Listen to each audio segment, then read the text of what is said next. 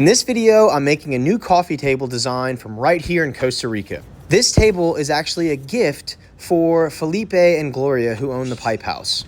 The table is made using recycled skateboards and old growth almond wood. The almond wood actually came from the beams of an old home that Felipe's brother had to tear down to make a new home for one of their best friends. It was really cool watching this almond wood transform inside my shop. When I got it, it was covered in mud because it had been left outside for months. So as I began the milling process, it began to pop, and in the end, you really see it come alive. It was really rewarding to watch. So just like any other project with skateboards, the very first part of the project is to degrip the skateboards, to begin the prep process, glue them together, and then begin the milling phase.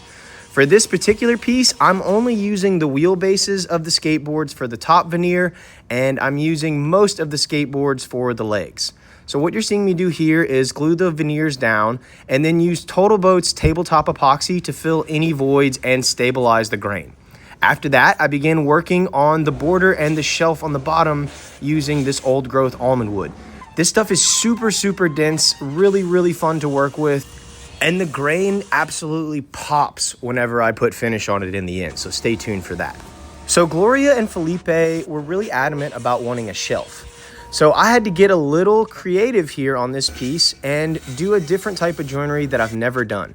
So what you're seeing me do here is make the legs using templates over at the router table, and then I'm gonna make a half lap joint using my Makita router and a trim bit.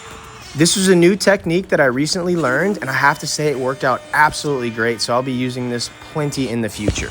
I'm really starting to enjoy the workflow inside my shipping container workshop.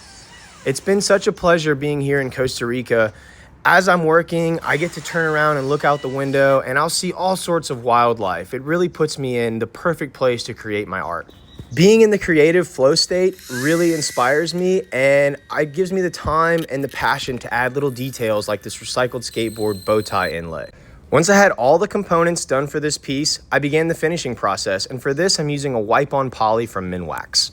This is going to be available on my site soon, and it's actually going to come in about 6 or 7 different designs. So you'll be able to pick all sorts of different options for customization. The last step of every project is to sign and date the piece and then get final product shots, which I was able to do right here in Costa Rica inside Felipe and Gloria's home. This piece came out great, and it'll be available for purchase on BaruseWorks.com shortly. Thank you.